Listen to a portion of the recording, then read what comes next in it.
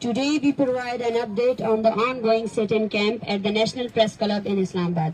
This marks the 48th day of our movement, and we are gathered here with over 500 affected families, students and media supporters from various regions. We extend our gratitude to the citizens of Islamabad for their unexpected yet invaluable support as we face a counter sit-in aimed at undermining the mental well-being of the affected families. We emphasizes the urgent need for psychological counseling for those in the camp. As the affected people of Balochistan currently protesting across the region, we collectively endure suffering, especially the families in this camp. The state machinery appears to be manipulating our situation, starting with their plans to arrest all participants. When our march headed towards Islamabad, they collected our data, including fingerprints, during our entry into the capital. Students like Zahir Baloch, a PhD scholar at Comsets University, Islamabad, and 34 other Baloch students faced delays in information dissemination to their families after completing the profiling process. This highlights the lawlessness in Islamabad, where the courts seem complicit in supporting these actions. Numerous FIRs, including sedition charges, have been filed against the Baloch nation in different areas, including Khan and Tonsa. Human rights members and journalists covering our stories are being threatened and beaten, facing social media trolls. Manzoor Pashtun, attempting to support the sit-in camp, remains detained.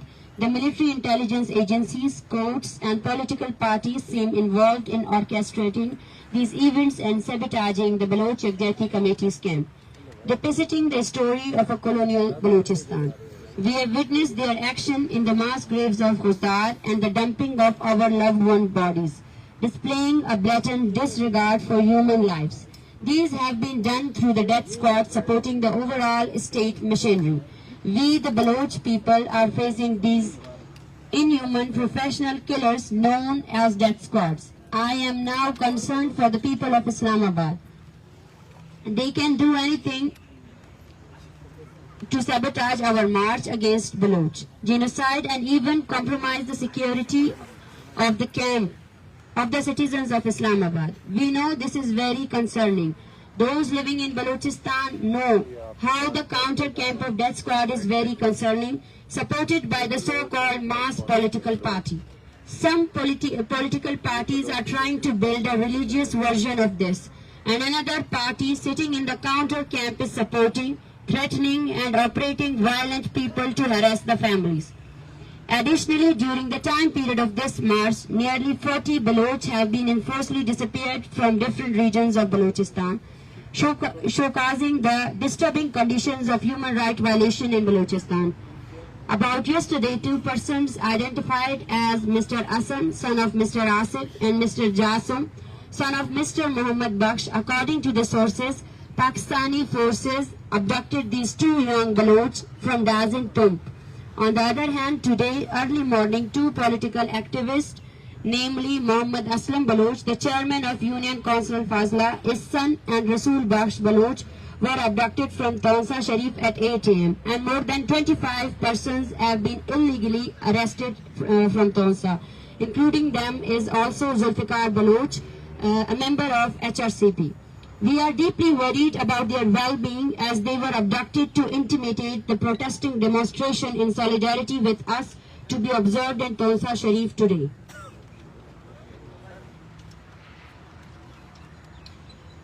Despite facing hardship in the camp, including harsh weather conditions, limited resources, health issues, and the absence of proper sanitation facilities, we remain peaceful and resilient.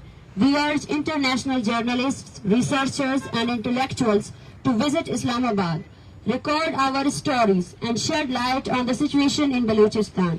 We emphasize the importance of understanding our pain and struggle, which extend beyond mere differences. Despite the order of High Court of Islamabad, we have still not received very basic facilities to survive in the sit-in camp. This is what this mighty machinery is threatening. More than 500 Baloch marchers in the camp. They are exposed to threat. While the state machinery employs surveillance and harassment, our peaceful protests during the Baloch march contrast with the violence perpetrated by the death squad and state forces. The counter camp operating without surveillance cameras raises concerns about the safety of its inhabitants.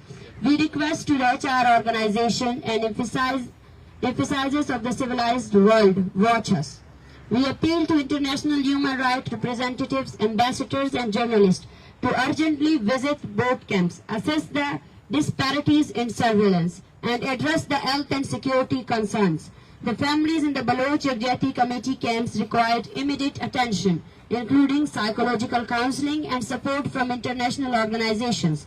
The surrounding internet blackout near the National Press Club compounds our urgency, and we implore the international community to intervene and help address our concerns. In the face of threats, harassment and ongoing media blackout and an internet shutdown, we seek solidarity from the global community to bring to light the realities of Balochistan and protect the lives of thousands of affected individuals.